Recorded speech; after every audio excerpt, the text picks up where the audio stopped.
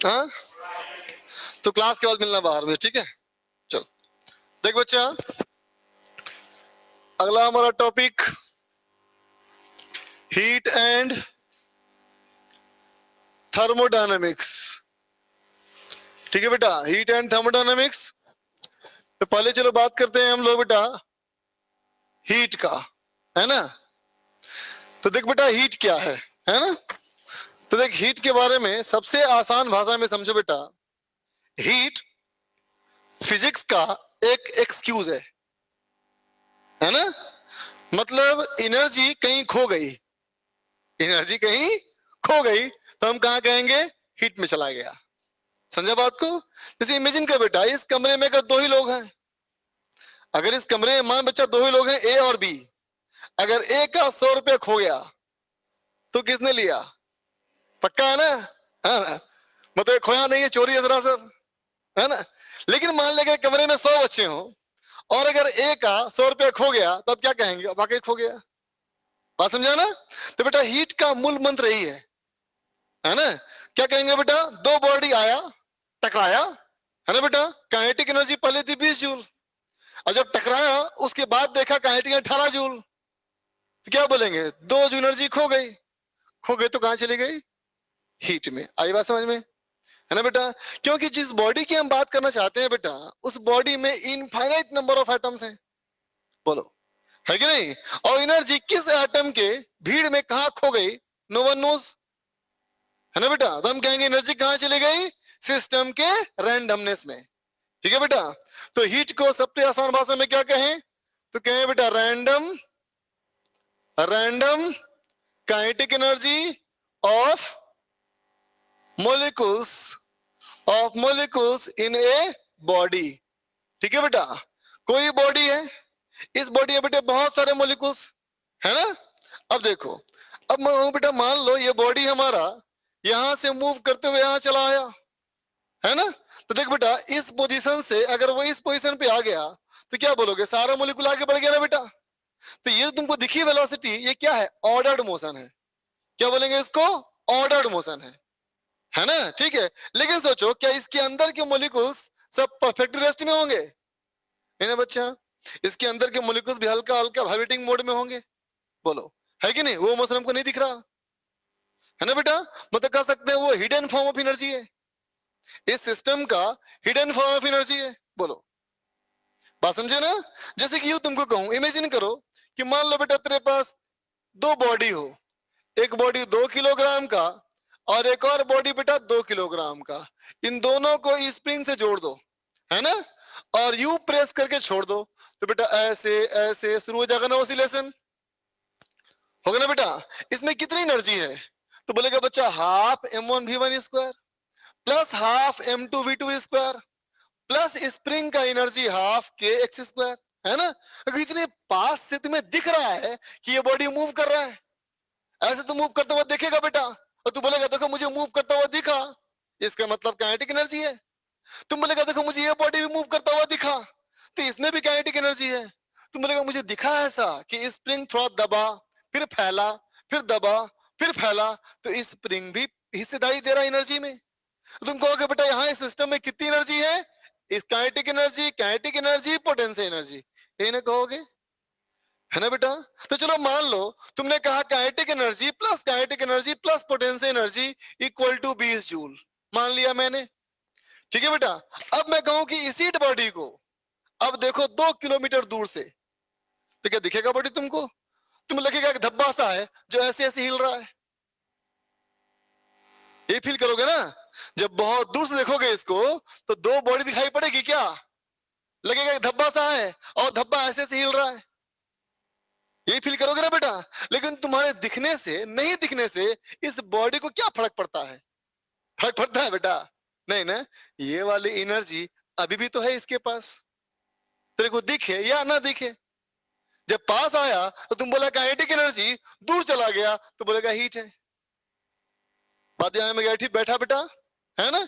Energy का वो view जो हमें दिखता नहीं है ना बेटा, लेकिन बॉडी में होता है, उसे हम क्या बोलेंगे? हीट बोलेंगे। समझ में आया बेटा? ठीक है ना? तो देख बेटा इसी हमें हीट की बात करनी है अभी। ये तो हो गया हीट, है ना।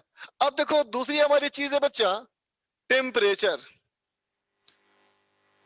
है ना, हीट एंड टेम्परेचर। तो देख बेटा टेम्परेचर हमारा क्या है, तो क्या है, टेम्परेचर हमारा है degree of randomness, degree of randomness, है ना बेटा।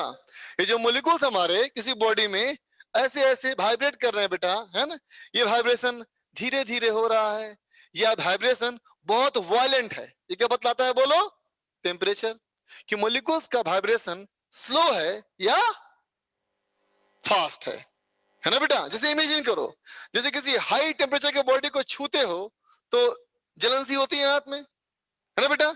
जलन क्या है आखिरकार, तो इमेजिन करो तेरे हाथ का बेटा सेल्स, सेल्स, है ना, ये बॉडी अगर बहुत हॉट होगा तो इसके एटम्स बहुत जोर से कर रहे होंगे, वाइब्रेट कर रहे होंगे, है कि नहीं।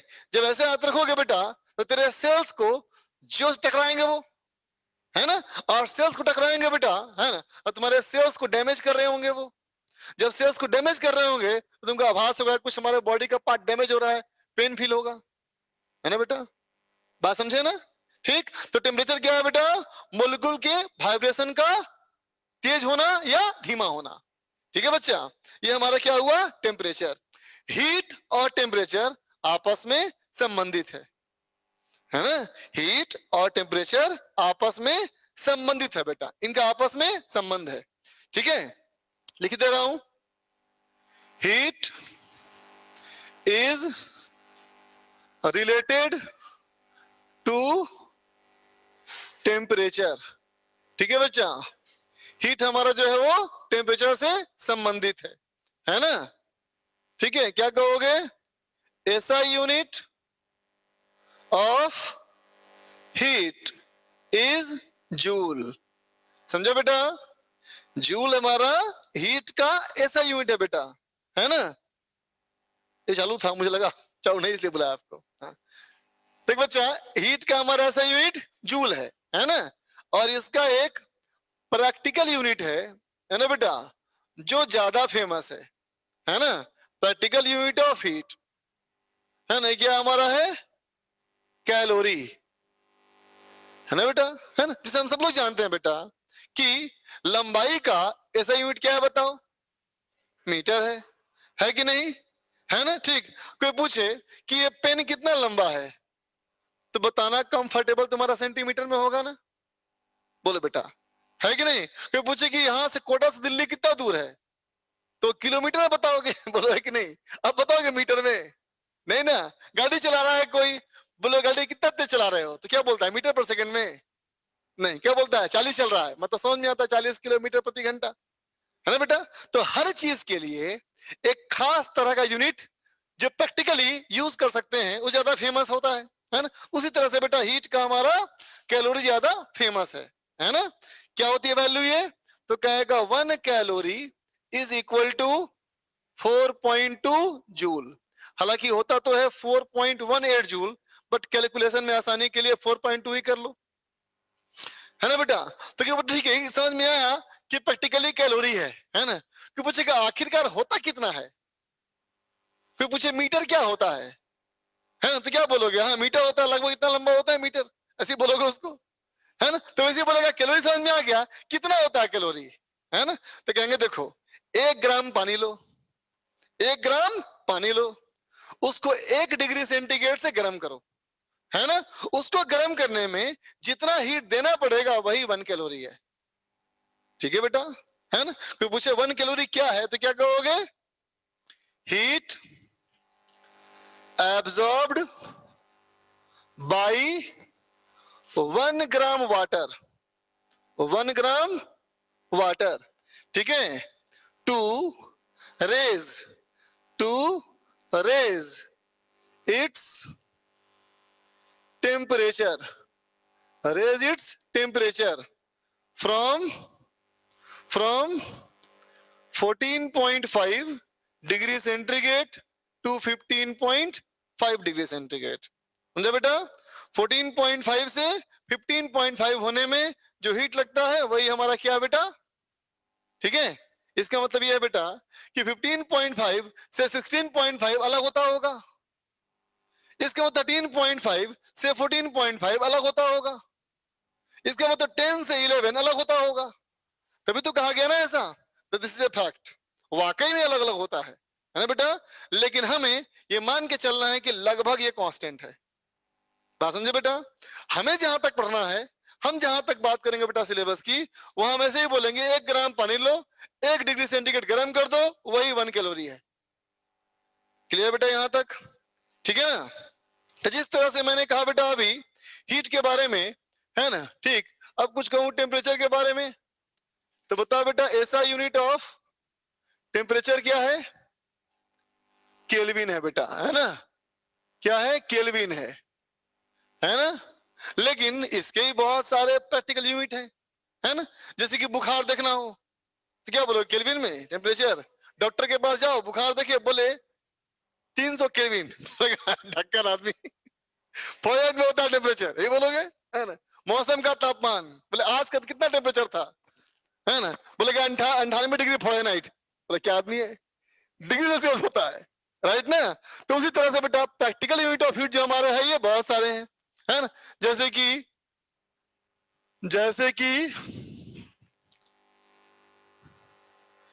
कि डिग्री सेंटीग्रेड है ना बेटा, डिग्री फॉरेनहाइट है ना बेटा, और ही बहुत सारे होते हैं, है ना?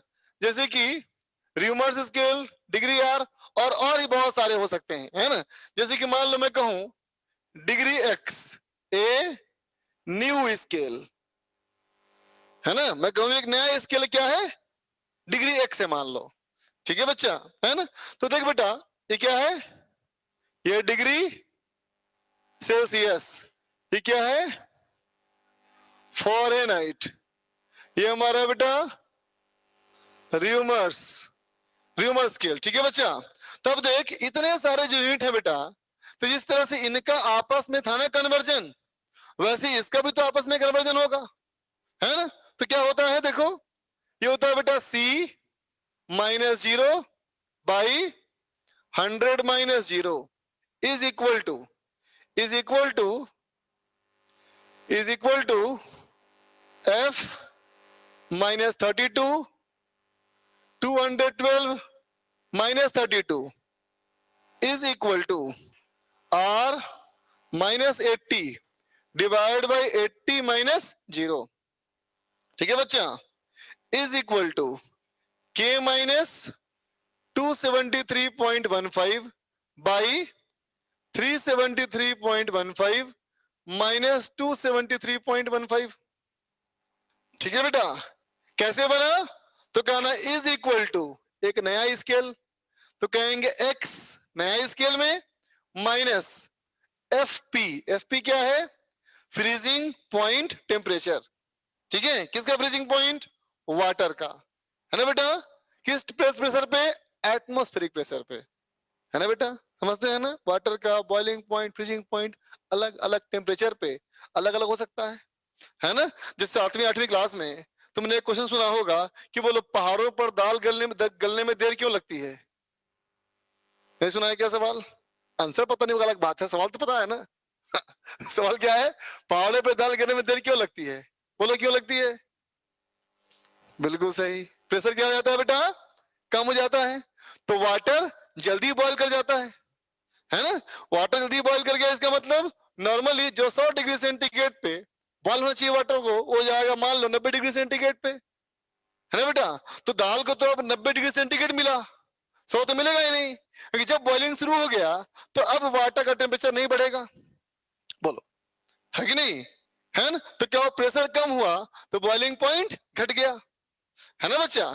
तो वैसे ही कहेंगे x - FP का मतलब फ्रीजिंग पॉइंट टेम्परेचर, ठीक, divided by boiling point temperature minus freezing point temperature, ठीक है? इन सब में समझ लो, इसका मतलब यह हुआ कि डिग्री सेल्सियस में बेटा वाटर का बॉइलिंग माना गया है 100 डिग्री सेंटीग्रेड पे, और फ्रीजिंग माना गया है 0 पे। फॉरेनहाइट में ये फ्रीजिंग पॉइंट टेम्परेचर है और ये बॉइलिंग पॉइंट टेम्परेचर है, केल्विन में ये बॉइलिंग पॉइंट है और ये फ्रीजिंग पॉइंट है।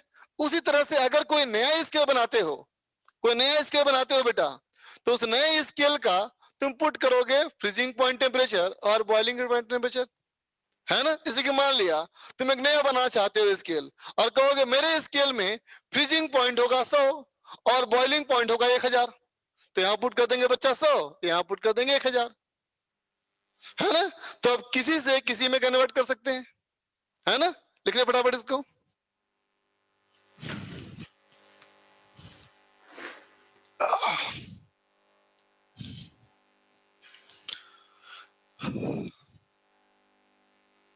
मैं पूछ रहा ये कौन से क्लास का बैच है,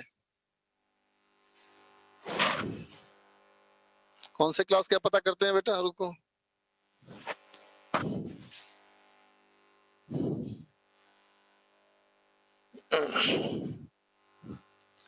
बोलिए तिवारी जी। Hello sir. हाँ हेलो बच्चा। हाँ, गुड इवनिंग सर।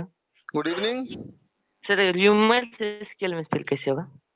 फिर से बोलो। र्यूमर्स स्केल में सर लगता है आपने उल्टा लिख दिया है। कैसे, क्या लिखा है, R-0/80 है तो लिखा है बेटा। रिवर्स में बॉइलिंग मानते हैं 80 को, फ्रीजिंग मानते हैं 0 को। सही है बच्चा वो। आदित्य। गुड इवनिंग सर, मेरा ये डाउट था सर कि क्या 1 कैलोरी सिर्फ वाटर के लिए डिफाइंड है? नहीं बेटा, बिल्कुल नहीं। अगर मैं बोलूं कि 1 मीटर की लंबाई मेरे हाथ की लंबाई है, इसके मतलब जिसको जहां जरूरत पड़ेगा नापने का 1 मीटर, मेरा हाथ ले जाएगा। No sir. नहीं नहीं बेटा, फिर मैंने वाटर एग्जांपल लिया कि मुझे तुझे पसंद नहीं आ रहा तो मस्टर्ड ऑयल ले ले, नारियल तेल ले सर ले। मतलब किसी भी सब्सटेंस के लिए वो डिफाइंड है? हाँ, सबके लिए बन हो सकता है, लेकिन मास में अलग अलग होगा, टेम्परेचर चेंज अलग अलग हो जाएगा बेटा उसमें, है ना। Okay sir, thank you sir. Welcome बेटा। ये तुम क्या लिखा है, 20 15 11 86 #W। ऐसा खतरनाक नाम क्यों रखा है तुमको अपना नाम बताने में दिक्कत नहीं होती? Hello sir. हेलो भाई साहब। वो सर वो लॉगिन किया ना रजिस्टर से, इसलिए ऐसा हो गया था। अच्छा अच्छा, बोलो क्या दिक्कत। सर वो आपने पहले बॉल और स्प्रिंग वाला एक्सपेरिमेंट करा था ना, कि मतलब दूर से देखेंगे तो लगता है कि मतलब वो वाइब्रेट कर रहा है, और उसको हीट कहा था आपने। हाँ तो सर वो रिपीट कर दोगे आप थोड़ा सा? बेटा, मैंने कहा अभी मान लो 2 बॉडी आपस में टकराई या कोई और इवेंट हुआ, एनर्जी जब लॉस हो जाएगी ना बच्चा, जब भी कोई सिस्टम में एनर्जी लॉस होगी ना, तो हम कहेंगे यस वो सर। एनर्जी हीट में चली गई। कहाँ गई? अगर इंफॉर्मेशन नहीं हमारे पास है तो हम कहेंगे एनर्जी हीट में गई है। पर वो एक्चुअली हीट नहीं है, वो काइनेटिक ही है, मतलब दिख नहीं रही हमें। हाँ बिल्कुल सर। जैसे इमेजिन करो, मान लो, इमेजिन करो, सुनो ध्यान से अब, सुनो सुनो बच्चा। इमेजिन करो कि यस मान सर। लो तुम ऐसी मकान में रहते हो, जो मकान नहीं हवेली है, ठीक है। उस हवेली में 200-400 लोग रहते हैं, सुन रहा है? Yes sir. Yes sir. हाँ, उस हवेली में 200-400 लोग रहते हैं, और उस हवेली में बहुत सारे कमरे हैं, राइट? Yes sir. हाँ। ठीक है। तो अगर मान लो तेरा 100 रुपया खो गया, हालांकि 100 रुपए के लिए थोड़ा मुश्किल उठना होगा, बढ़ाते हैं अमाउंट, 1000 रुपए खोते हैं, ठीक है। 1000 रुपए खोया यस जाए, सर। ठीक है। तो अब तुम सोचोगे तुम्हारा पैसा कहाँ है, तुम्हारे मन में आया मेरा पैसा खो गया, पैसा कहाँ है, तो सबसे पहले दिमाग में क्या आएगी कि किस कमरे में देखें? बोलो, अपने। राइट ना। ये बोलोगे हवेली यस बहुत सर। सारी अगर है, अरे पगले तेरे कमरे में नहीं है तभी तो खो गया। Yes sir. Yes sir. हाँ हाँ, तेरे कमरे में नहीं है मतलब बाकी 19 कमरों में कहीं है। Yes sir. तो सबसे पहले बच्चा ये सोचेगा तू ना कि किस कमरे में जाए, यस सर। फिर सोचेगा उस कमरे में किस आदमी के पास है, हाँ हाँ। करेक्ट ना। तो सबसे पहले क्या यस पता सर। किया कि तेरा क्या खोया, फिर यस सर। कितना खोया, फिर कहाँ स्टार्ट किया जाए, है ना। बिल्कुल वैसे ही यस समझ सर। बेटा, पूरी फिजिक्स की पढ़ाई भी ऐसी है। मैकेनिक्स क्या हाँ। बतलाता है कि तुम कहाँ कहाँ पैसा रख सकते हो, ठीक है ना। हम्म। ये सीखा, फिर चला पता तुम यस कहाँ सर। कहाँ खो सकते हो, है ना। तो मैकेनिक्स से बताया हम्म। तुमको कि तुम एनर्जी भुला दिया, एनर्जी भुला दिया तो पहला शक कहाँ गया, हीट पे, कि मकान में कहीं है। अब हीट के अंदर घुसे तो मिलेगा मोलिकुल, है ना बेटा। Yes sir. मोलिकुल के अंदर जाएंगे तो मिलेगा एटम, एटम के अंदर जाएंगे तो मिलेगा इलेक्ट्रॉन प्रोटॉन। ऐसे ही तरह फिजिक्स ग्रो करेगा आगे आगे बढ़ते हुए, समझे बेटा। अभी हम लोग बात कर रहे हैं किसकी, हीट की, मतलब हीट की। एनर्जी खो गया, है ना? ठीक, हीट की बात 12 में से इंटर करोगे ना बेटा, आएगा क्या तुम्हारा इलेक्ट्रोस्टैटिक्स। चार्ज क्यों शुरू हो जाएगा एनालिसिस, चार्ज क्यों पढ़ते हो आखिर? एटम, इलेक्ट्रॉन, प्रोटॉन के फोर्स वगैरह समझने के लिए, है ना बच्चा? फिर आगे पढ़ोगे लास्ट में मॉडर्न फिजिक्स, है ना? कैसे पढ़ोगे? इलेक्ट्रॉन, प्रोटॉन, इसकी पढ़ोगे, है ना बेटा? तो शुरू से अंत तक क्या है? एनर्जी पहले खोना है और फिर ढूंढना है ना? सर मिलती है आखिर में। अभी बात चल रही कितना हम खोए एनर्जी। ओके बात सर। समझ रहे हो? Yes sir. अक्षय कुमार बोलो भाई। सर वो F-32 के नीचे क्या लिखा हुआ है? 212 - 32। Okay sir. अब बात नहीं करेंगे बच्चा, अब आगे पढ़ेंगे। चलो एक आध क्वेश्चन करते हैं।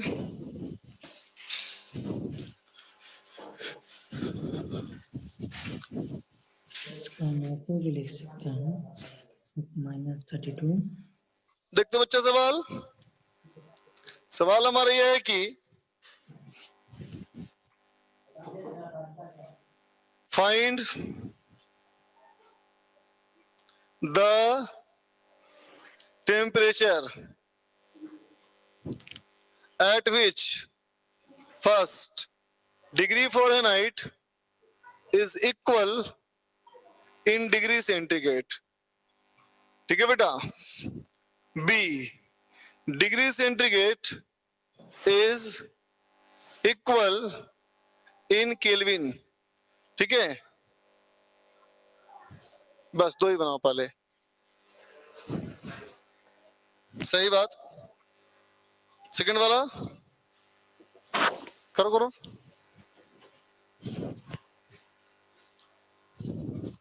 डिग्री सेल्सियस और केल्विन की वैल्यू बराबर हो। ठीक है, ये पूछ रहा तुमसे।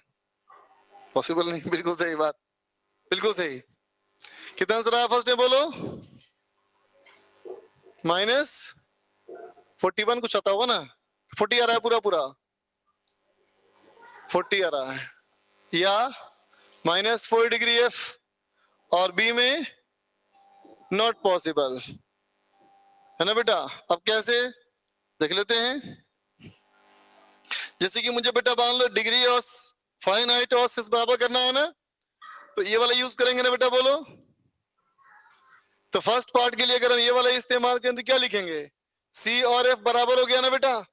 चलो मान लेते हैं इसको x, तो कितना हो जाएगा? x/100 इक्वल टू x - 32/180, है ना बेटा? तो x कितना हो जाएगा? यहां से हो गया बेटा 5 और ये हो गया 9, तो 9x इक्वल टू 5x - 160। तो x आ गया बच्चा -40 डिग्री सेल्सियस बोलो, या -40 डिग्री F बोलो, है ना? बी वाले पार्ट में क्या कहेंगे बेटा हम लोग? तो फिर ये वाला और ये वाला इस्तेमाल करेंगे, तो नीचे का दोनों कैंसिल हो जाएगा ना बेटा? तो क्या कहेंगे? C इक्वल टू K - 273.5, है ना?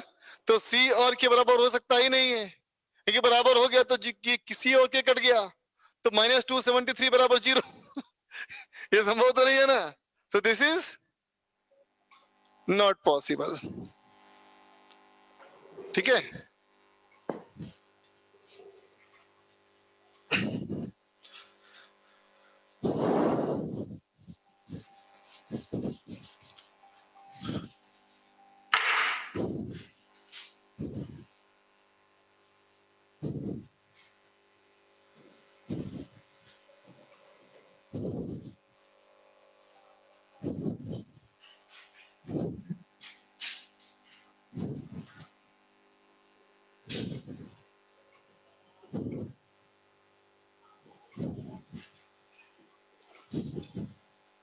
कहता है बेटा मान लो कोई पुरानी बुक में, है ना बेटा, एक अलग पाया गया यूनिट, है ना बेटा, दैट इज डिग्री P, है ना, इन विच, जिसमें कि boiling point temperature of water is 1000 degree P and and freezing point temperature of water is 100 degree P, है ना बेटा? तो कहता है convert 600 degree P in degree centigrade. ठीक है बच्चा, करो तो।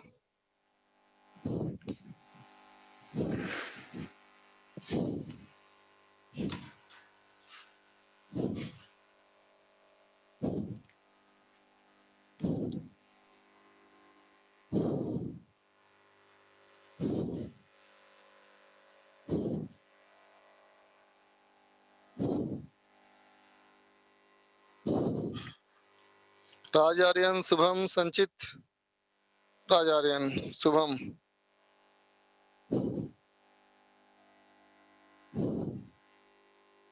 प्रशांत, शिवम,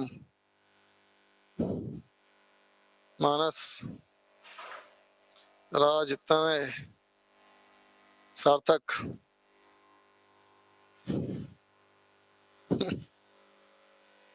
लिखा ओल्ड बुक में न्यू यूनिटी कैसे हो सकता है?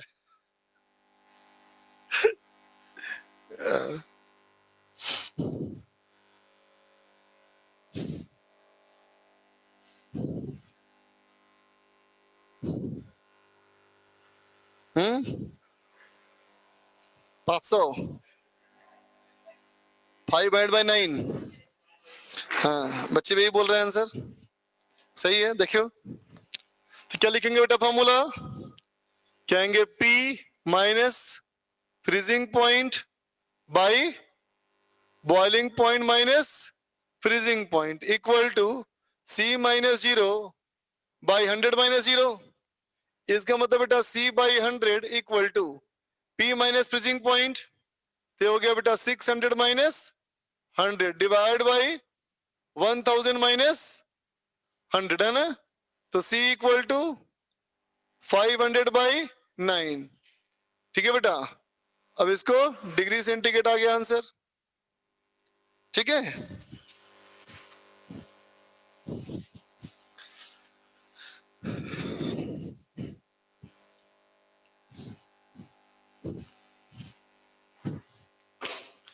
ठीक है बच्चा। तो देख बेटा, in traditional thermometry, in traditional thermometry का मतलब क्या होता है? मेजरमेंट ऑफ टेम्परेचर, है ना बेटा? Thermometry is the method of measuring temperature. In traditional thermometry variation of physical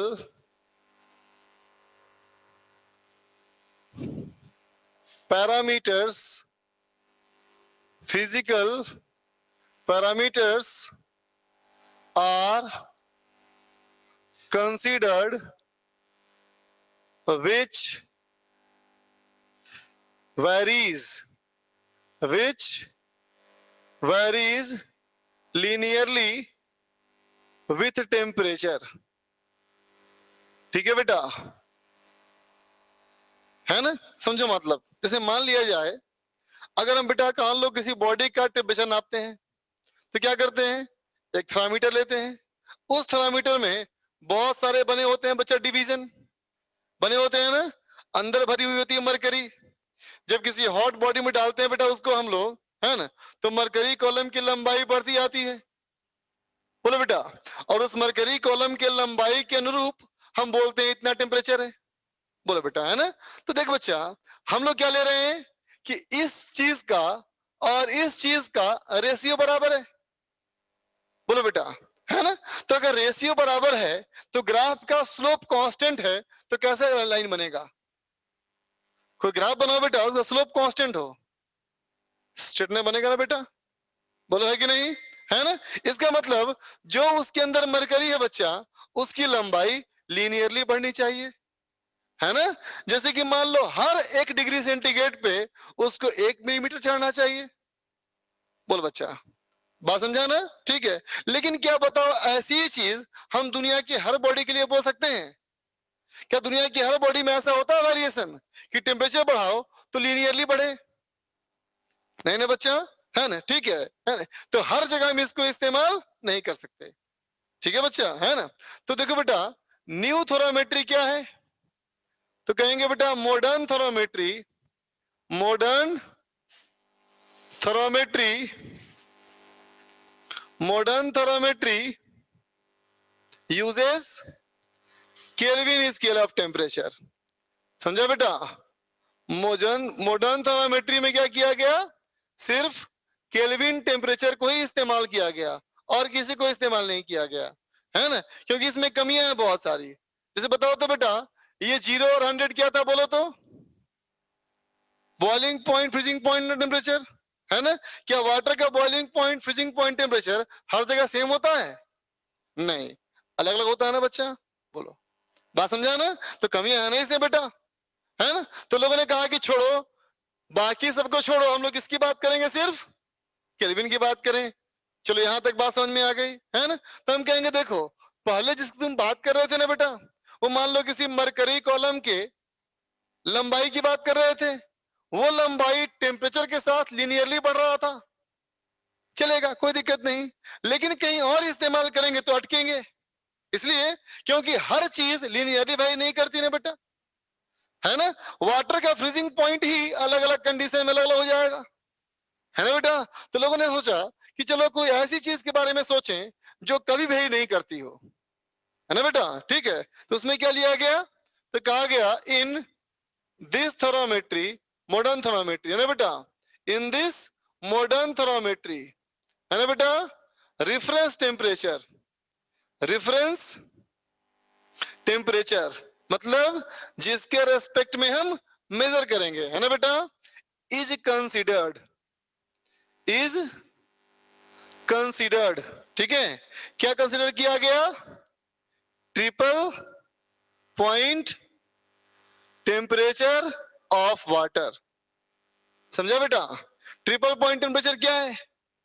तो कहना ट्रिपल पॉइंट टेम्परेचर उस टेम्परेचर को कहते हैं बेटा जिस टेम्परेचर पे वाटर तीनों फेज में पाया जा सकता है, सॉलिड, लिक्विड, वेपर, है ना बेटा? ठीक है, और वो टेम्परेचर कितना है? 0.01 degree centigrade, that is 0.01 degree centigrade, ठीक है बेटा? कौन सा? Triple point temperature of water, है ना? इसको तुम ये भी तो कह सकते हो 273.16 केल्विन। बोल बेटा, बात समझा बेटा? बात समझा ना हमारा? ठीक है ना? रेफरेंस किसको माना हमने? एक किसको माना? Triple point temperature of water, है ना बेटा? और किसकी बात करेंगे? कौन से टेम्परेचर की? केल्विन स्केल, है ना बेटा? केल्विन स्केल को एक और कहते हैं क्या? Absolute temperature. केल्विन स्केल को बच्चा हम लोग क्या कहते हैं? Absolute temperature. क्यों कहते हैं? है ना? क्योंकि देखो, अगर किसी बॉडी का तुम कहते हो बेटा कि 0 डिग्री सेंटीग्रेड मान लेते हैं, है ना बेटा? तो ऐसा बोले कि 0 डिग्री सेंटीग्रेड का मतलब टेम्परेचर नहीं है, है ना? जैसे पूछे तुम्हारे पास कितने हेलीकॉप्टर हैं, बोलोगे 0, क्या समझेगा वो कि तेरे पास नहीं हेलीकॉप्टर? भाई 0 का मतलब ही ना होता है जी, है ना? बात सही कि नहीं? तो अगर कहें हम 0 डिग्री सेंटीग्रेड मतलब टेम्परेचर नहीं है, तो टेम्परेचर नहीं है तो फिर हीट भी नहीं होना चाहिए, है ना? लेकिन अगर हीट नहीं है, इसका मतलब उस सिस्टम के अंदर कहीं भी किसी भी तरह का रैंडम मोशन नहीं है ना बेटा? अब सोचो, कहीं भी किसी भी तरह का रैंडम मोशन नहीं है, इसका मतलब एटम के अंदर जो इलेक्ट्रॉन घूम रहा था उसको रोक देना पड़, रुक, 0 हो चुका है तुम, है ना? और रुक गया तो क्या होगा? एटम में कोलैप्स कर जाएगा। एटम कोलैप्स तो मॉलिक्यूल कोलैप्स, मॉलिक्यूल कोलैप्स तो बॉडी कोलैप्स, बॉडी कोलैप्स दुनिया खत्म, है ना? ठीक है, लेकिन क्या ये 0 डिग्री सेंटीग्रेड सेटिस्फाई करता है? नहीं करता है ना बेटा? बोलो, है कि नहीं? लेकिन केल्विन करता है। अब ये नहीं बोलना है किसी ने देखा है क्या, तो दुनिया खत्म हो जाती तो फिर तुम्हें कैसे पता चलता? तो ये देखना, नहीं देखना भी जरूरी है। अगर देख लिया होता तो फिर हम लोग देख नहीं पाते कुछ, है ना? तो ये कहो तो कंप्लीट थ्योरेटिकल कॉन्सेप्ट है क्या? जीरो केल्विन टेम्परेचर से बोलते हैं क्या बेटा हम लोग? Absolute zero temperature. एब्सोल्यूट मतलब वास्तविक। वास्तविक में जीरो अगर हो गया टेम्परेचर तो कहेंगे बॉडी का हीट जीरो हो गया। बॉडी का हीट जीरो हो गया है ना, इसका मतलब अब बॉडी के अंदर किसी भी तरह की कोई काइनेटिक एनर्जी नहीं बची। इसका मतलब बेटा दुनिया की हर ऐसी चीज जो कि टेम्परेचर पे डिपेंडेंट हो, है ना, जीरो केल्विन पे वो जीरो हो जाएगी। आई बात समझ में? जीरो केल्विन का मतलब समझ में आया ना बेटा, कि दुनिया की ऐसी कोई भी चीज जो टेम्परेचर के ऊपर निर्भर करती हो, है ना बेटा, वो चीज जीरो हो जाएगी जीरो केल्विन पे। इसलिए बोलते हैं क्या उसको? Absolute zero temperature. समझा? तो रेफरेंस में एक तो माना गया बेटा इसको, है ना बेटा, और दूसरा माना गया रेफरेंस किसको? जीरो केल्विन को। ठीक है बेटा, है ना। सेकेंड रेफरेंस हमारा क्या है? तो कहेंगे second reference is zero kelvin, absolute zero temperature, है ना। अब कहोगे देखो ये दोनों चीज किसी एक्सटर्नल फैक्टर पे डिपेंड नहीं करती, है ना बेटा। अब ये की चीज किसी भी एक्सटर्नल फैक्टर पे डिपेंड नहीं करती। पहले हम लोग क्या मान रहे थे? Boiling point, freezing point of water, जो अलग अलग टेम्परेचर पे अलग अलग हो सकता है, अलग अलग जगह पे अलग अलग हो सकता है, अब नहीं हो सकता, है ना बेटा। ठीक, तो अब जीरो केल्विन से किसी को डिफरेंस करो बेटा, है ना, ठीक है, यहां से यहां डिफरेंस करो या किसी और से यहां डिफरेंस करो, जो वैल्यू होगा वही वैल्यू होगा। जीरो के साथ एक्स का डिफरेंस एक्स ही है, जीरो के साथ पी का डिफरेंस पी है, जीरो से 100 का डिफरेंस क्या है ना बेटा। इसका मतलब क्या बोलेंगे? अब कहेंगे बेटा hence thermodynamic property, thermometric sorry, hence कोई भी थर्मोमेट्रिक प्रॉपर्टी जो हमारा होगा बेटा, है ना, वो क्या होगा? X proportional to temperature in kelvin. बोलो बेटा, capital T, X proportional to temperature in kelvin. इसका मतलब X at triple point temperature is proportional to triple point temperature, है ना। टेम्परेचर था ना बेटा एब्सोल्यूट स्केल, और अगर x इस एब्सोल्यूट स्केल पे डिपेंड कर रहा है तो x प्रोपोर्शनल t है ना। तो ट्रिपल पॉइंट पे ऐसा दोनों को डिवाइड कर लिया, तो x upon X T R is equal to t upon T T R, है ना बेटा। ये टी टी आर क्या है बोलो? 273.16 है ना बेटा। ठीक है, तो मान लो अगर तुम कहते हो कि हम इसको क्या इस्तेमाल करने वाले हैं? कांस्टेंट वॉल्यूम गैस थर्मोमीटर, मान लिया कांस्टेंट वॉल्यूम गैस थर्मोमीटर, है ना बच्चा। ठीक है, क्या कहेंगे हम लोग कि देखो कांस्टेंट वॉल्यूम गैस थर्मोमीटर नाम से क्लियर है कि वॉल्यूम कांस्टेंट है, इसका मतलब प्रेशर वेरी कर रहा है और टेम्परेचर वेरी कर रहा है। इसका मतलब क्या है? प्रेशर प्रोपोर्शनल टू टेम्परेचर, है ना बेटा। तो pressure P at temperature T, pressure P triple point at temperature T triple point, है ना बेटा, का रेशियो बराबर, है ना बेटा। अब कहते हो कांस्टेंट प्रेशर गैस थर्मामीटर है, तो क्या हो जाएगा? प्रेशर कांस्टेंट तो वॉल्यूम प्रोपोर्शनल टू टेम्परेचर, है ना बेटा। कहोगे प्लेटिनम रेजिस्टेंस थर्मामीटर है ना। रेजिस्टेंस थर्मामीटर मतलब अब रेजिस्टेंस होगा टेम्परेचर के फंक्शन में, तो कहेंगे रेजिस्टेंस प्रोपोर्शनल टेम्परेचर, फिर ऐसे ही बना देंगे रेशियो। इन चार चीजों में तीन चीज पता रहेगी बेटा और एक निकालना रहेगा, निकाल सकते हैं, लिख फटाफट इसको, फिर से बोलो। हाँ बिल्कुल बिल्कुल बिल्कुल, ट्रिपल पॉइंट टेम्परेचर का मतलब लिखा ना मैंने, 0.01 डिग्री सेंटीग्रेड 273.16 केल्विन, मतलब इसकी वैल्यू यही है टीटीआर, लिख दे रहा हूं यहाँ पे।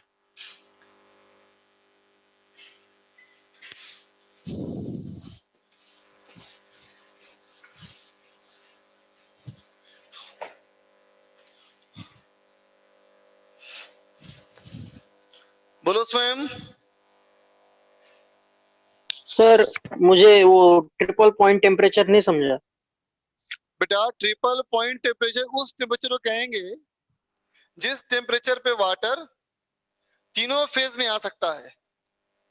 ठीक है, जैसे कि मान लो तुम कहते हो ना 100 डिग्री सेंटीग्रेड पे पानी बॉईल करता है ना, इसका मतलब 100 डिग्री सेंटीग्रेड वो टेम्परेचर है बेटा जिसमें वाटर वेपर और लिक्विड दोनों फेज में हो सकता है।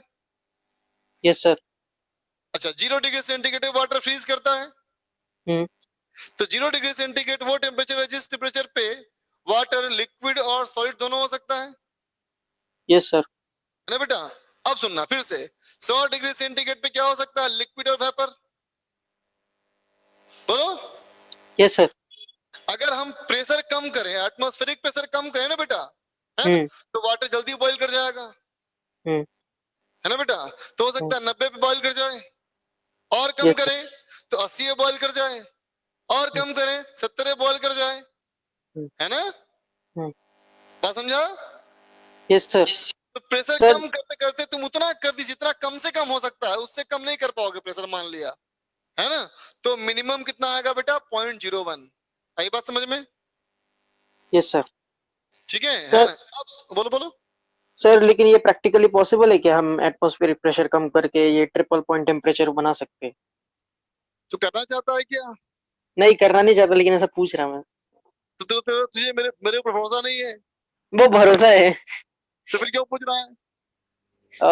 और सर ये थर्मोमेट्रिक मतलब क्या? Thermometric property. थर्मोमेट्री मतलब measurement of temperature. Okay sir. Suhani बोल बच्चा।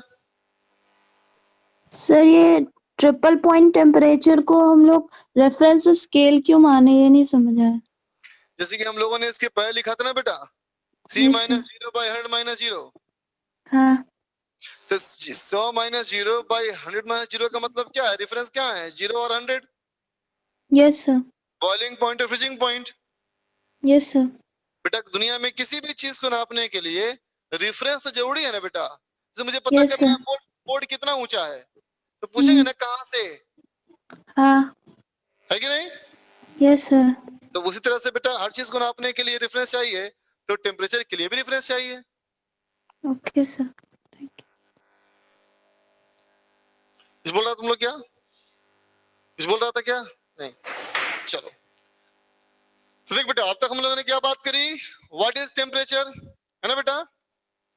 अब चलो बात करते हैं हम लोग टेम्परेचर के इफेक्ट, है ना। तो टेम्परेचर का इफेक्ट तो सर्दी गर्मी लगती ही है, वो तो मामूली बात है ना। तो सर्दी गर्मी की बात ना करके, है ना, हम कोई टेक्निकल बात करें बेटा, है ना, तो हम कह सकते हैं बेटा कि टेम्परेचर का एक इफेक्ट ये भी है, थर्मल एक्सपेंशन। बोलो, है ना बेटा। थर्मल एक्सपेंशन, कोई मेटल के रॉड को गर्म करो, गर्म करने से हल्का सा एक्सपेंड करेगा, लंबाई बढ़ जाएगी, है ना बेटा। तो थर्मल एक्सपेंशन का मतलब क्या है, तो कहोगे बेटा इसका मतलब है एक्सपेंशन इन बाउंड्रीज, है ना बेटा। जो बॉडी हो उस बॉडी की बाउंड्री एक्सपेंड करे, है ना, विथ इंक्रीज इन टेम्परेचर, है ना बेटा। टेम्परेचर के इंक्रीज करने से क्या होना चाहिए, बाउंड्री एक्सपेंड करना चाहिए, है ना। एंड कॉन्ट्रैक्शन का मतलब क्या हुआ, सिकुड़ना, है ना बेटा, विथ डिक्रीज इन टेम्परेचर, है ना बेटा। जब टेम्परेचर बढ़े तो वॉल्यूम थोड़ा बढ़ जाए, टेम्परेचर घटे तो वॉल्यूम थोड़ा घट जाए, उसको हम क्या बोलेंगे, थर्मल एक्सपेंशन की प्रॉपर्टी कहेंगे, है ना। क्यों बोलेगा, ये क्या मतलब हुआ, हर बार एक्सपेंशन थोड़ी होता है, कभी कभी कॉन्ट्रैक्शन भी होता है। प्लास्टिक को गर्म करो सिकुड़ जाता है ना, लेकिन ठंडा करो फैलता है क्या, नहीं ना बच्चा।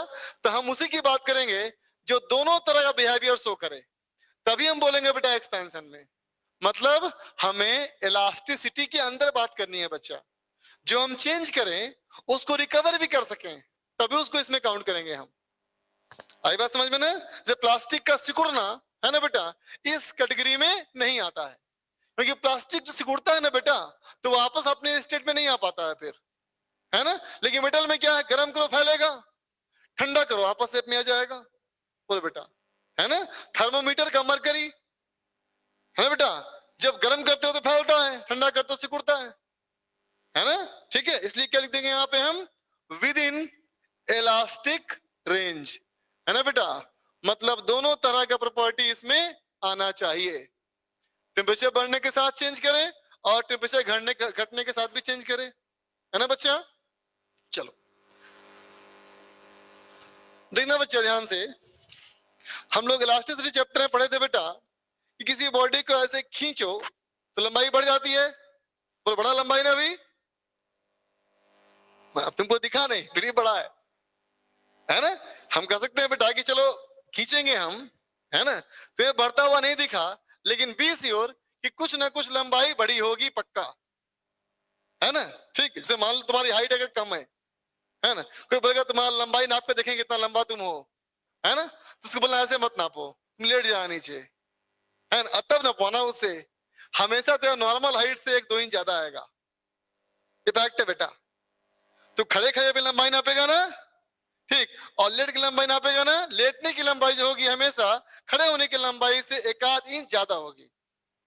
वजह क्या है, आप जब खड़े होते हो बेटा तब बॉडी का वेट पड़ रहा है ना, घुटनों पे वेट पड़ रहा है ना बेटा, गर्दन पे वेट कर रहा है, कमर पे कर रहा है ना, तो जहां जहां बोन्स ज्वाइंट है बेटा, ये ऐसे ज्वाइंट नहीं है ना, यहाँ पे कुछ क्या बोलते हैं उसको यार, बोन मैरो बोलते हैं, क्या बोलते हैं, कुछ मसल्स वगैरह भी होती है, ज्वाइंट करता है ना बेटा, कि ऐसे जुड़ेगा तो खटखट आवाज करेगा ना, तो ऐसी आवाज तो नहीं करता ना हमारा हाथ को, तो कुछ ज्वाइंट स्मूथनिंग फ्लूइड्स भी होते हैं इसके अंदर, है ना, तो आपके बॉडी के वेट से क्या होता है वो दब जाता है ऐसे, तो आपकी हाइट थोड़ी कम हो जाती है ना बेटा, लेकिन लेटेंगे तो रिलैक्स रहेगा, है ना।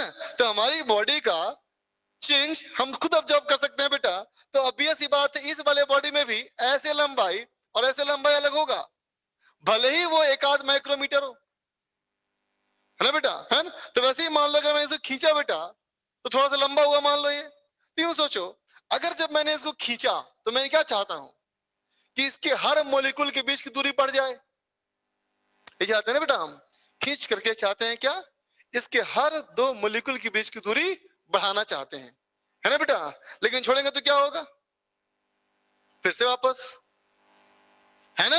इसके मतलब खींच के हम बाहर तो ले आए, दूर तो ले आए, है ना, लेकिन इस बॉडी का उस दूरी पे रहने का नेचर नहीं है ना बेटा।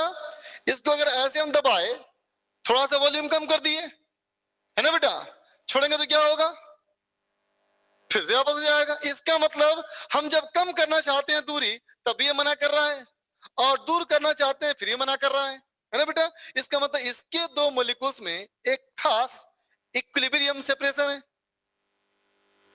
बोलो बेटा, इसके 2 मॉलिक्यूल के बीच में एक खास इक्विलिब्रियम सेपरेशन है ना बच्चा, ठीक है। और वो कैसा है, तो बना रहा हूं मैं ग्राफ, देखो, इंटर मोलेकुलर एनर्जी का ग्राफ, 2 मॉलिक्यूल के बीच में जो इंटरेक्शन फोर्स है, वंडरबल फोर्स जो एनर्जी होती है ना बेटा, इसका ग्राफ ऐसे होता है, U वर्सेस R ग्राफ, है ना, कैसे देखो,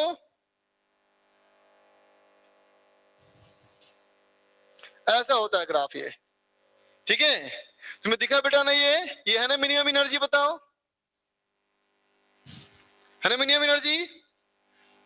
मिनिमम एनर्जी का मतलब अगर तुम्हें याद हो वर्क एनर्जी चैप्टर में पढ़ा तुमने था, कंजर्वेटिव नॉन कंजर्वेटिव फोर्सेस पढ़ा था ना बेटा, कहा था ना minimum potential energy is the condition of stable equilibrium, है ना बेटा। तो अभी ये जो पोजीशन है बेटा R0, ये इक्विलिब्रियम पोजीशन है ना बेटा।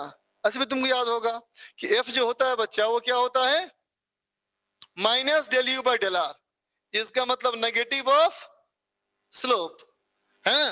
बताओ यहाँ पे कितना स्लोप है, 0, तो फोर्स 0 है ना बेटा, तो है ना इक्विलिब्रियम।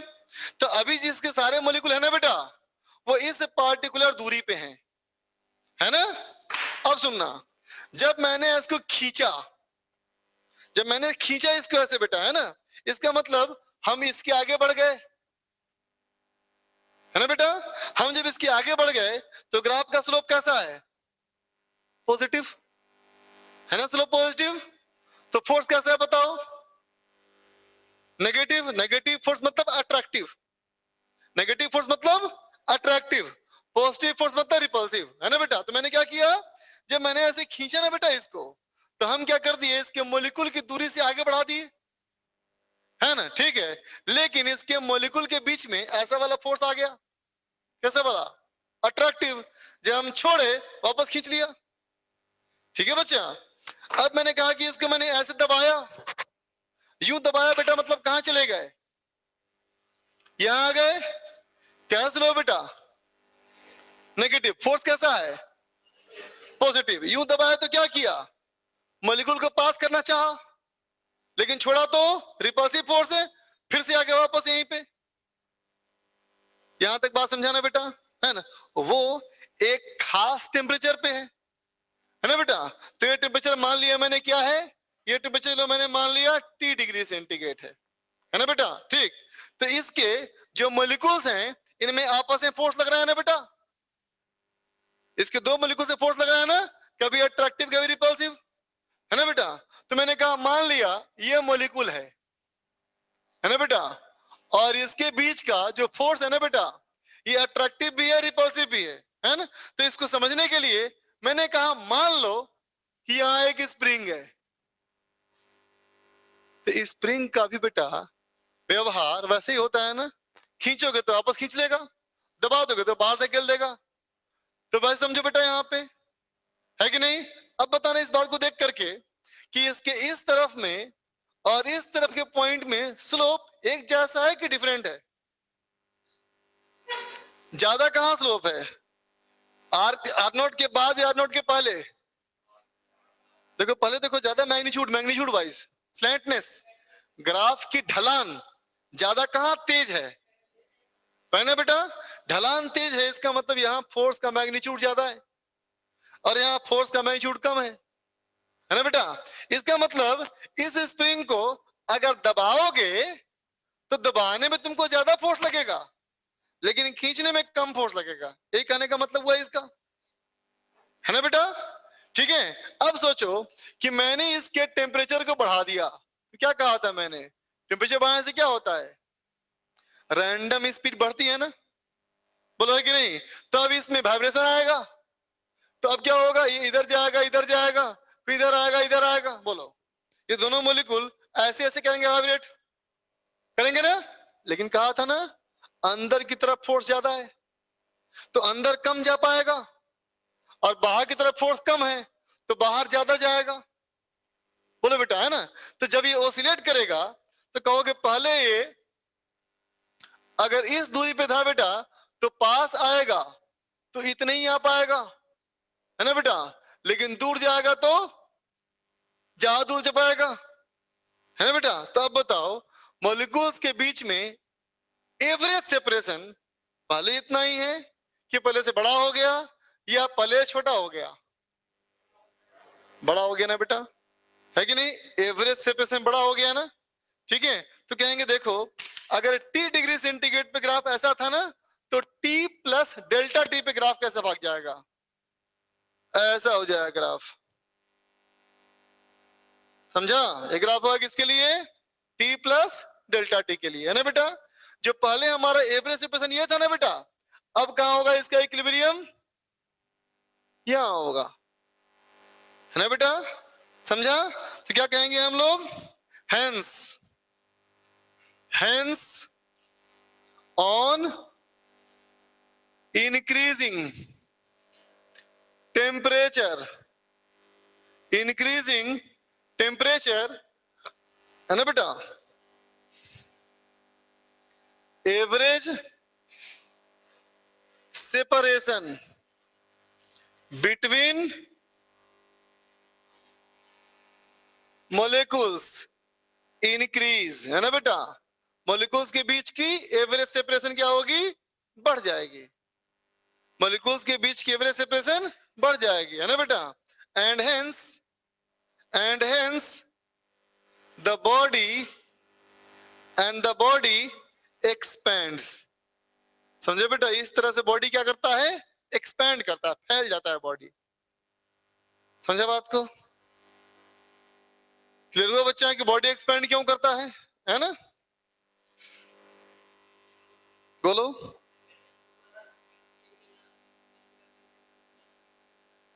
फिर से बोलना।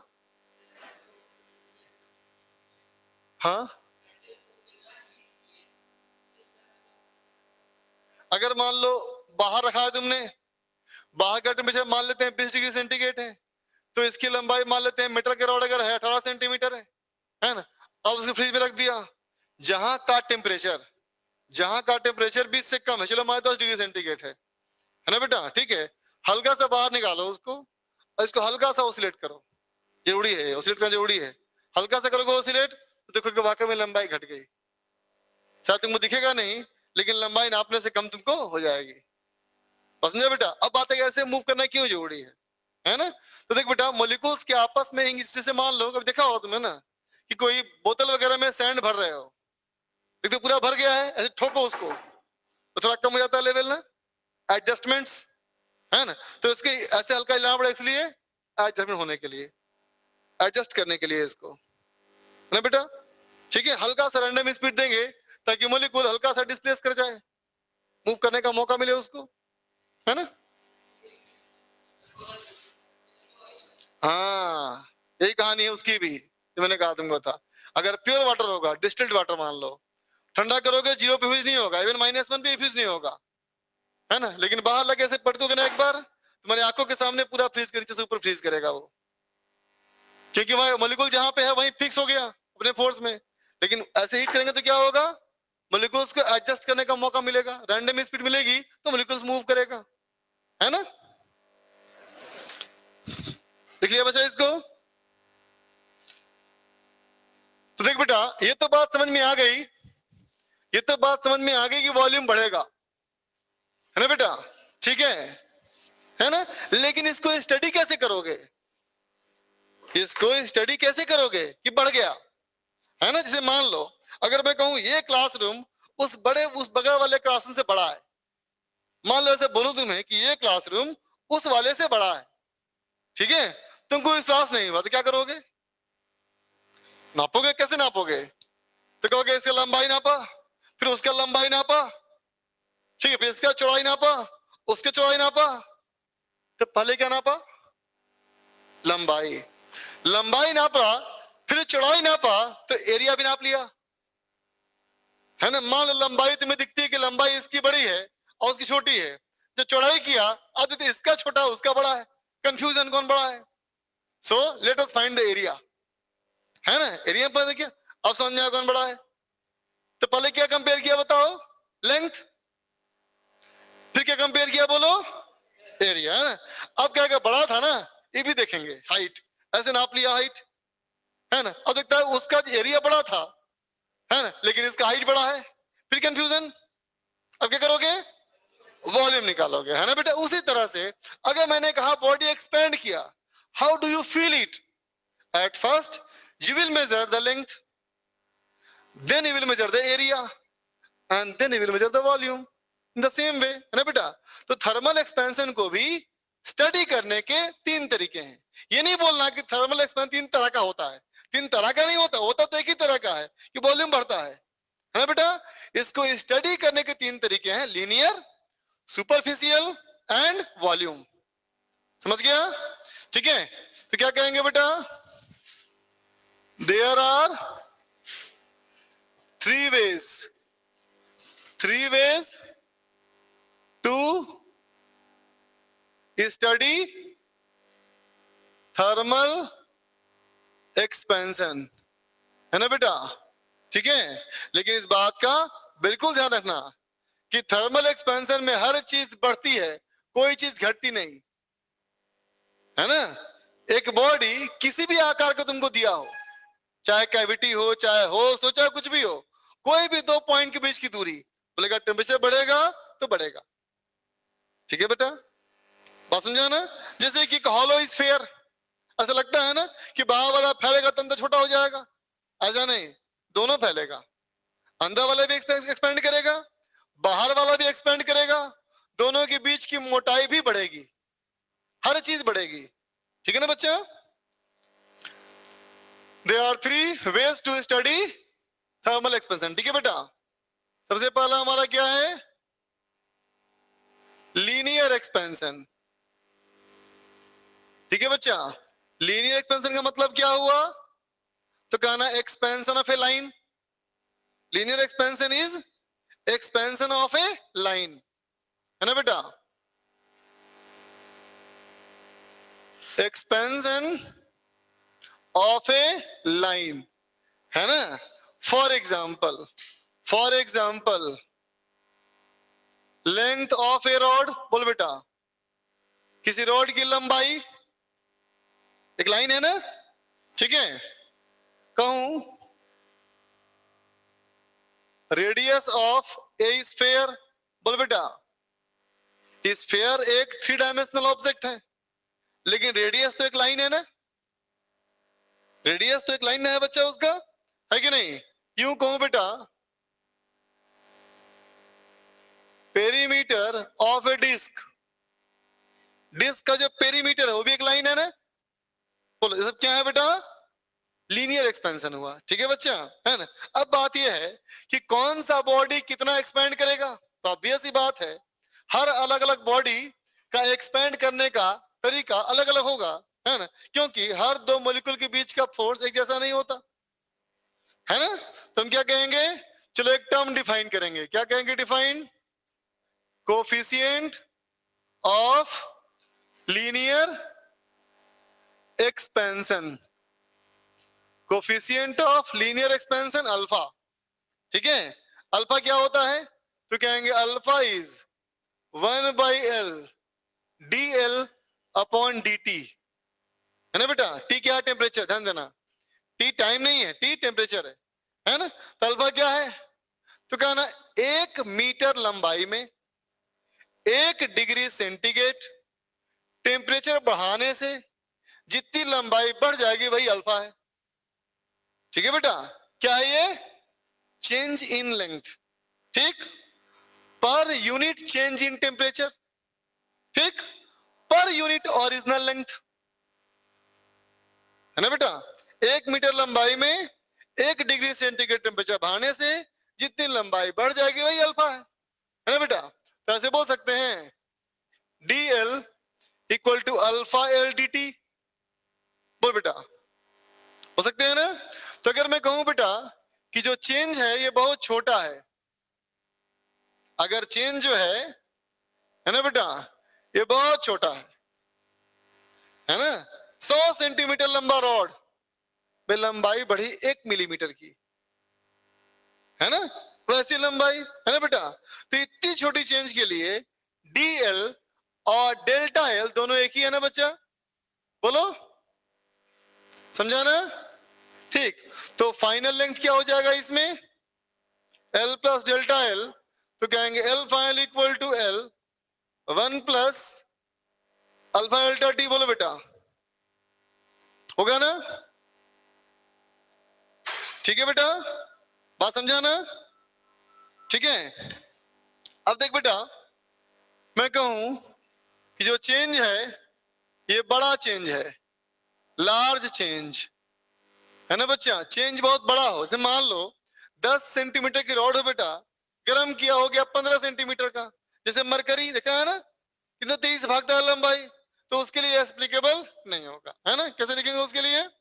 तो कहेंगे dl बाई l, है ना बेटा, is equal to alpha dt, integration कहेंगे t से t प्लस डेल्टा t, ये l से l फाइनल, तो जाएगा बेटा ln l final by l equal to alpha delta t, so l final is equal to l e to the power alpha delta t, ऐसा formula होगा बेटा, ठीक है? Alpha equals 1 by l dl by dt, 1 by l dl by dt,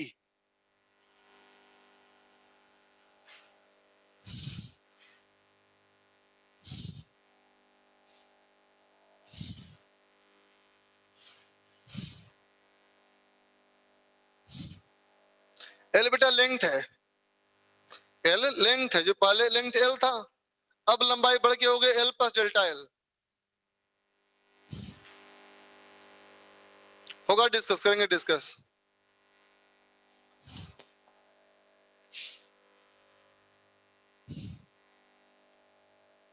लिख लो बच्चा।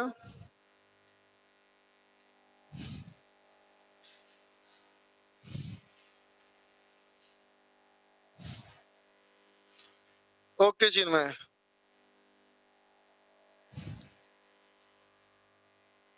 Small change क्या valid नहीं है, जब लार्ज होगा तो।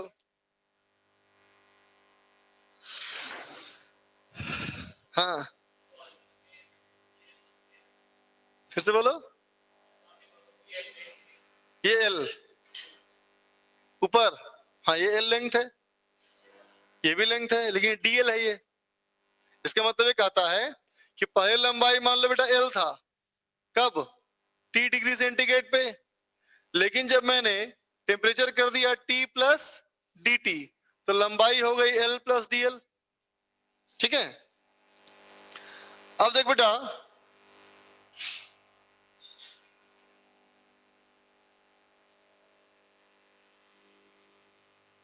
सुपरफिशियल और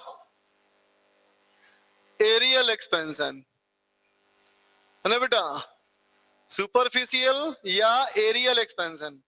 ठीक, तो कहेंगे एक्सपेंशन इन एरिया, बोलो बेटा, एरिया में एक्सपेंशन। तो एरिया में एक्सपेंशन में एरिया दो ही तरह का होता है ना बेटा, बोलो, एरिया दो ही तरह का होता है ना बेटा, क्रॉस सेक्शन एरिया है ना बेटा, और सरफेस एरिया, दोनों के लिए बेटा। क्रॉस सेक्शन एरिया ये हो गया है ना, बोलो, ये क्रॉस एरिया हो गया ना, सरफेस एरिया पूरा हो गया, दोनों के लिए एप्लीकेबल है। ठीक है,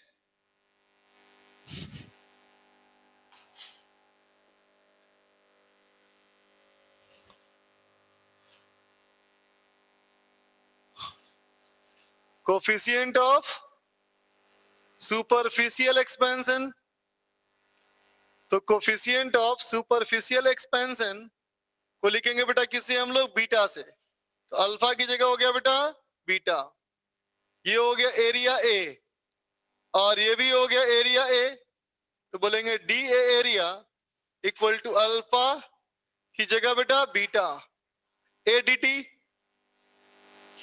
है ना बेटा। आप कैसे कहोगे, 1 मीटर स्क्वायर का एरिया लो, 1 डिग्री सेंटीग्रेड गर्म करो, जितना एरिया बढ़ गया वही हमारा क्या है, बीटा। ठीक है,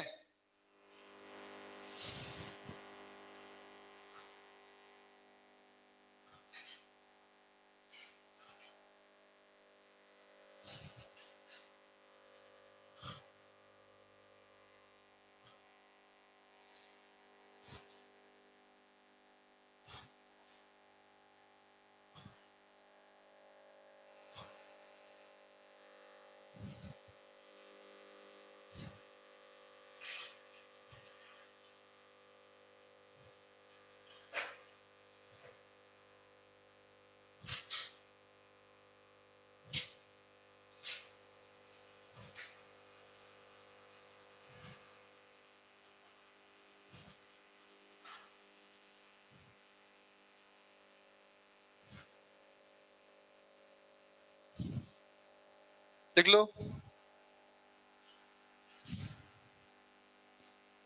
बिल्कुल सही बात सार्थक, ये फॉर्मूला ज्यादा सही है इसके मुकाबले में, है ना बच्चा, क्योंकि इसमें अप्रोक्सीमेशन है, उसमें तो नहीं है अप्रोक्सीमेशन, है ना।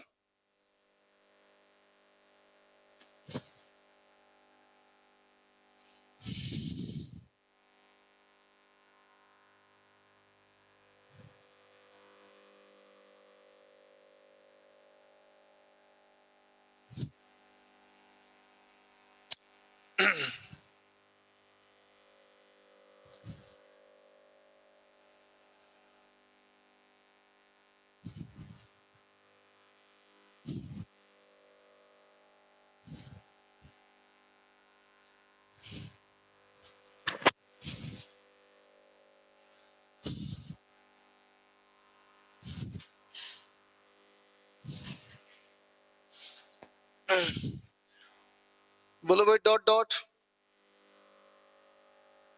नहीं डबल स्टार है ये बोलना है बच्चा।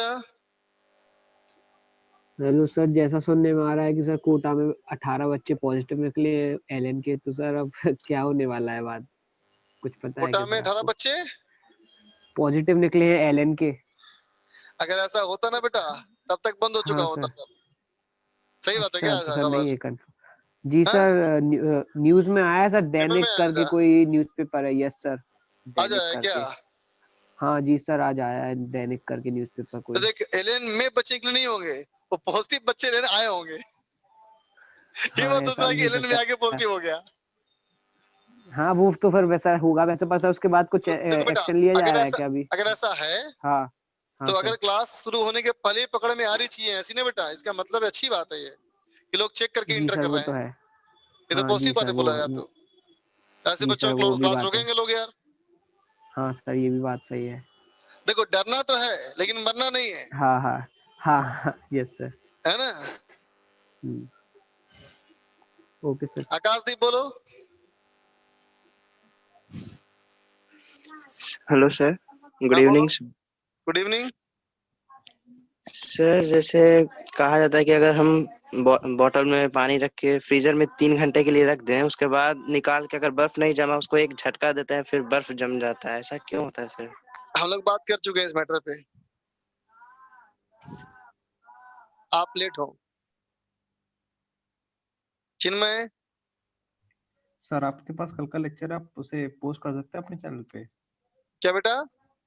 सर आप कल का लेक्चर अपने चैनल पे पोस्ट कल कर लेक्चर सकते नहीं हैं। हुआ था बेटा, कल डिस्कस हुआ था सिर्फ। हाँ सर डिस्कशन ही हुई। डिस्कशन भी करना है अपलोड। हाँ सर वो थोड़ा मेरा हुआ नहीं था होमवर्क तो इसलिए। अच्छा ढूंढूंगा बेटा ढूंढूंगा, चलो। अनुराग सर बोले क्वेश्चन है, बोले। हाँ बोलो क्वेश्चन।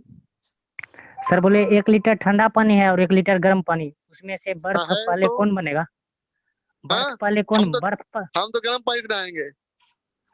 पहले सर हम पूछ रहे हैं तुमको ठंडा से नहाना नहा लो। हम ठंडे से नहाते हैं सर। अच्छा बोलो बोलो, मजाक कर रहे थे, बोलो। बोले सर बर्फ पहले कौन बनेगा? देख बेटा अब गर्म का मतलब ये नहीं कि पानी को खोला के रख देगा, बॉइल करके। बॉइल नहीं करना है, वार्म वाटर करना है, वार्म। वार्म करने से फायदा ये होगा बेटा कि पहले से रैंडम स्पीड ज्यादा होगी ना, तो जिसमें रैंडम हाँ। स्पीड ज्यादा होगी ना बच्चा, उसमें सेटल डाउन पहले होगा, मॉलिक्यूल पहले हो जाएंगे सेटल। जैसे कि इमेजिन करो कि मान लो एक कमरे में 50 कुर्सियां हैं, सुन रहा है बात? मान लो बेटा 50 कुर्सियां हैं, ठीक है? अब सोचो मान लो अगर कहूँ कि उस कमरे में 50 आदमी पहले से घूम रहे हैं, सुन रहा है? हाँ। उस कमरे में 50 आदमी घूम रहे हैं, सब 50 लोग फैले हुए हैं, ठीक है? और अब मैं कहूँ सबको बैठ जाओ, तो सभी एक साथ बैठ जाएंगे ना बच्चा, बोलो? हाँ। बैठने में समय कम समय लगेगा ना, बोलो? हाँ। यही किस में हुआ? वार्म वाटर में। तो वार्म वाटर होगा तो क्या होगा? उसके मॉलिक्यूल में रैंडम स्पीड पहले से होगी ज्यादा बेटा। हाँ सर। बात समझ में आई? देख बच्चा अब बात की जाए वॉल्यूम और रियल एक्सपेंशन, ठीक है बेटा? वॉल्यूम और रियल एक्सपेंशन। रियल इसलिए बोलते हैं बेटा क्योंकि वास्तविकता में तो वॉल्यूम ही चेंज करता है ना, है कि नहीं? तो एक्सपेंशन इन वॉल्यूम। तो वॉल्यूम कौन सा है बताने की जरूरत नहीं, कोई वॉल्यूम है ना बेटा। Coefficient of real expansion, coefficient of real expansion, ठीक है बेटा? इसको लिखते हैं हम लोग किससे? इसको लिखेंगे बेटा हम लोग गामा से, ठीक? और गामा इक्वल टू क्या होता है? 1/v dv upon dt। तो dv is equal to gamma v dt, है ना बेटा? Small change delta v gamma v delta t, v final equal to v plus delta v, v final equal to v 1 plus gamma delta T. यहां बेटा dv upon v और ये gamma और ये v और ये हमारा v फाइनल। ठीक है, ये हमारा बेटा v, ये हमारा है v फाइनल। ठीक है, ये हो गया हमारा गामा, ये हमारा v फाइनल, ये हमारा v और ये गामा। ठीक,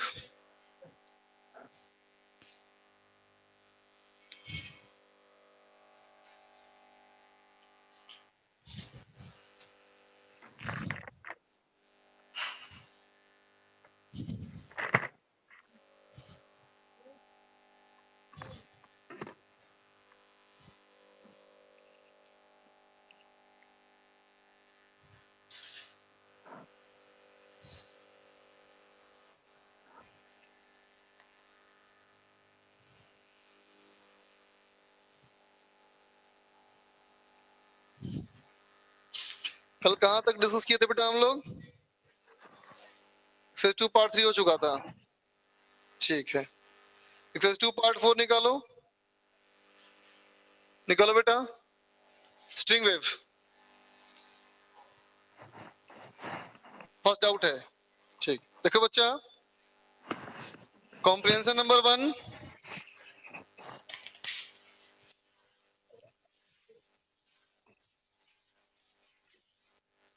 देख बच्चा कॉम्प्रिहेंशन 1 तो कहता है बेटा कॉम्प्रिहेंशन 1 में क्या कहता है? देखो कहता है a pulse is started at time t equal to 0 along the positive x-axis on a long taut string.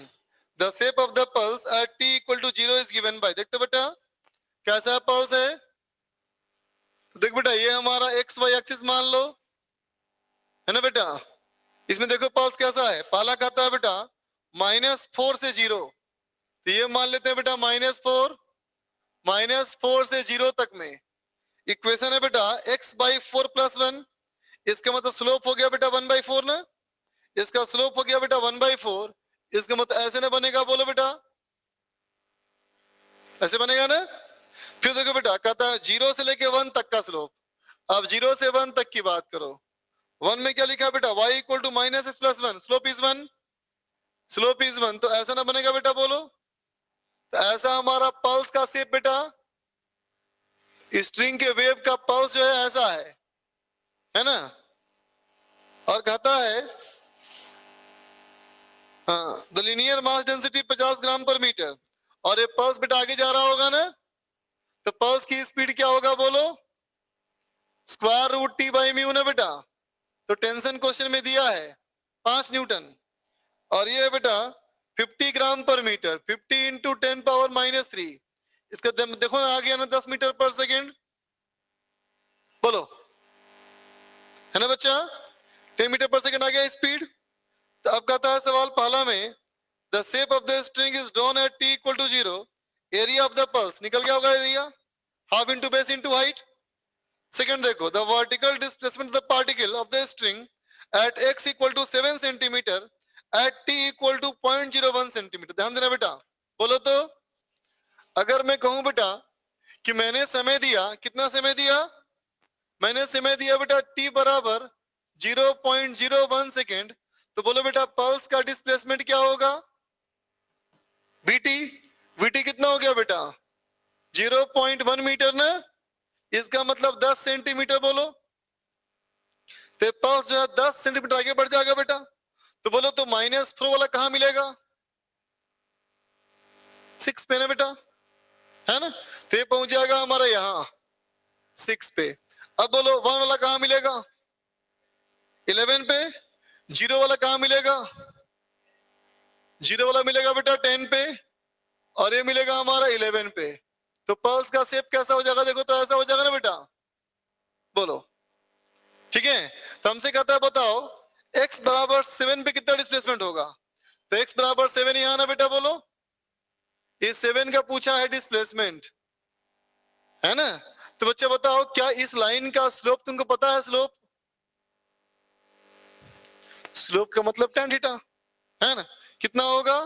तो कहोगे tan थीटा इक्वल टू ये हाइट 1 बाई 4 प्लस सॉरी इक्वल टू यहाँ कितना हाइट y बाई 7 माइनस 6 निकल गया। बोलो अब देखो बेटा third, transverse velocity of particle at x equal to 13 at t equal to 0.015। बोलते बेटा अगर टाइम दिया गया बेटा हमको टाइम दिया गया 0.015 तो s इक्वल टू vt करेंगे बेटा तो आएगा 15 सेंटीमीटर। बोलो आ गया बेटा 15 सेंटीमीटर क्या हो गया? -4 प्लस 15 कहाँ हो गया?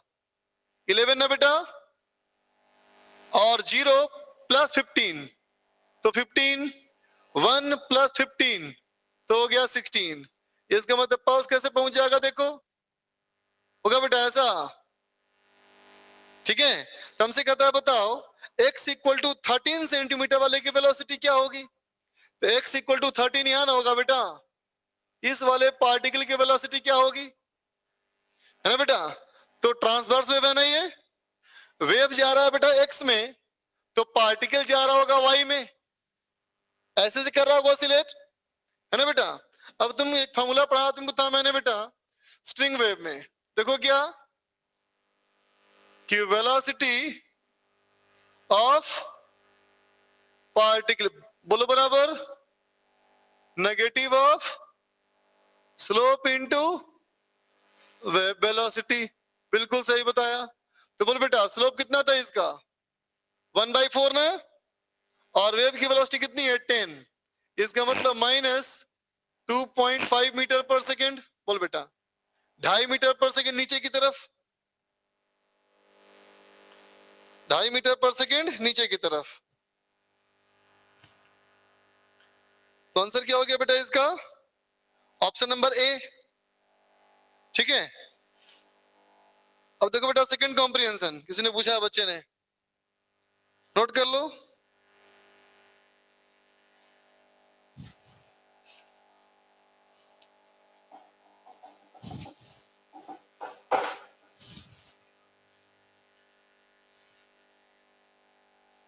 खींच लो।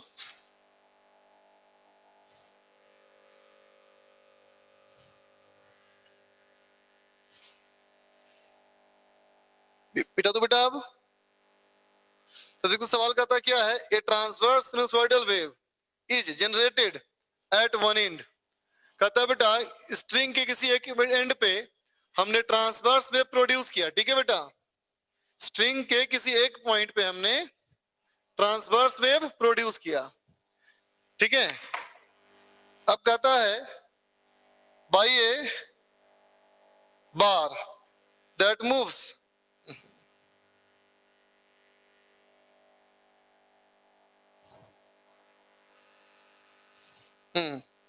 that moves up and down through an amplitude of ½ centimetre. देख बच्चा कॉम्प्रिहेंशन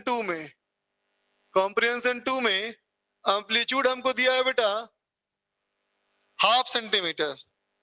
मोशन इज कंटिन्यूअस, लगातार मोशन हो रहा है, एंड रिपीटेड रेगुलरली 120 टाइम्स पर सेकेंड, 120 बार पर सेकेंड हो रहा है बेटा, है ना, ठीक है। एंड रिपीटेड रेगुलरली 120 टाइम्स, मतलब क्या हो गया बेटा, ये फ्रीक्वेंसी हो गया ना। बोलो 120 की 60 होगा, सोचने दो।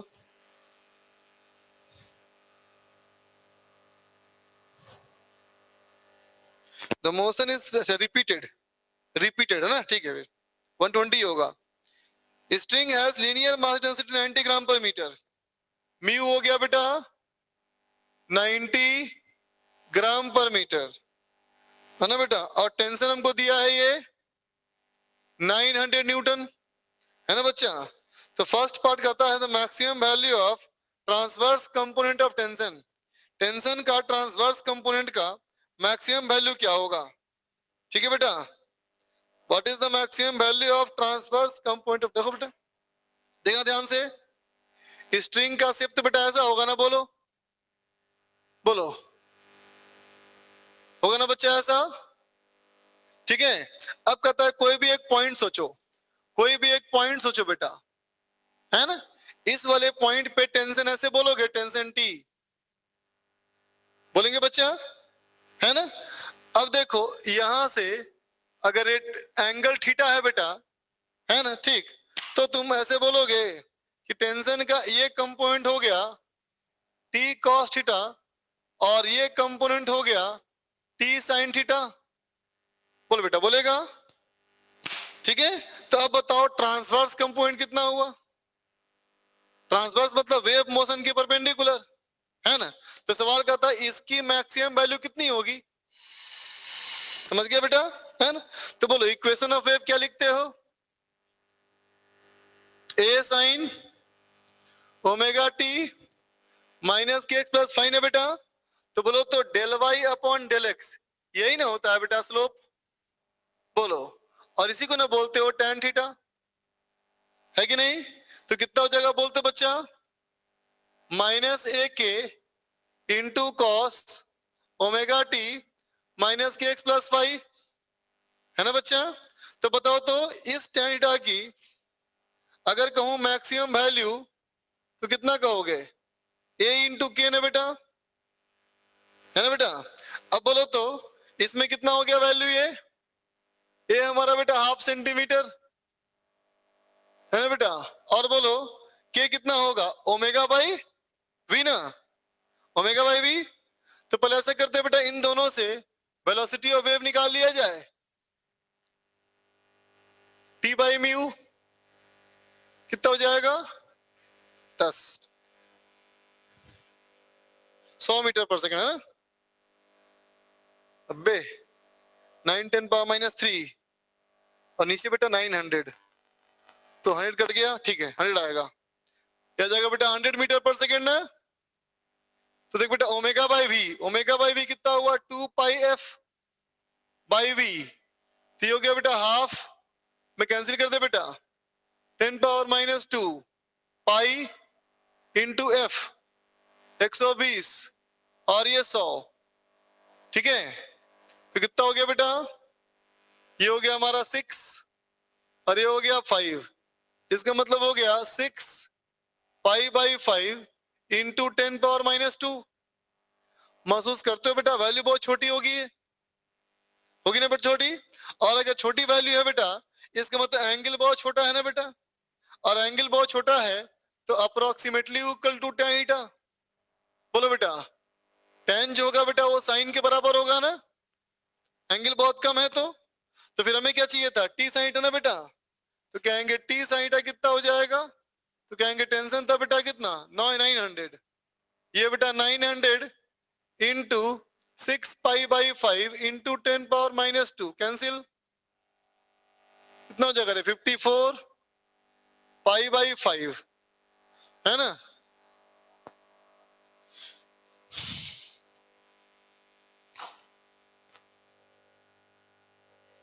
तो हो गया बेटा 54 बाई 5 10.8 पाई, ठीक है। नेक्स्ट कहता है what is the maximum power, तो फॉर्मूला होता है ना बेटा, पावर का तो फॉर्मूला होता है ना, क्या था बोलो एवरेज पावर कितना था half T omega square A square by V था ना बेटा, है ना। तो मैक्सिमम पावर कितना होगा, मैक्सिमम होगा T omega square A square by V, क्योंकि साइन स्क्वायर था ना, साइन स्क्वायर कॉस स्क्वायर था, कॉस स्क्वायर का एवरेज हाफ किया था, कॉस स्क्वायर का एवरेज हाफ था बेटा, लेकिन मैक्सिमम तो 1 होगा ना। अब कहता what is the transverse displacement, बोलो 0, मिनिमम 0 ना होगा बेटा, है ना। 6 कहता what is the transverse displacement in Y when the minimum power transfer occurs. कहता बेटा मिनिमम पावर ट्रांसफर हुआ, इसका मतलब क्या बोलेगा, बोलो कॉस का फंक्शन 0 हो गया बेटा, कॉस का फंक्शन 0 तो साइन का फंक्शन 1, इसका मतलब एक्सट्रीम पोजीशन, बात समझा ना। तो कितना हो जाएगा आंसर हाफ बी, बात समझ गए, है ना बेटा। पावर के फॉर्मूले में कॉस स्क्वायर था, पेज पढ़ के देखो पीछे, तो कॉस स्क्वायर का फंक्शन बेटा अगर 0 हो रहा है तो साइन का फंक्शन 1 होगा ना रे, है ना, साइन का फंक्शन डिस्प्लेसमेंट में होता है, साइन का फंक्शन 1, इसका मतलब एक्सट्रीम पोजीशन चला गया ना। चलो आगे बाद में बात करेंगे फिर, तो आगे खत्म करो, स्ट्रिंग वेव कंप्लीट करो, है ना।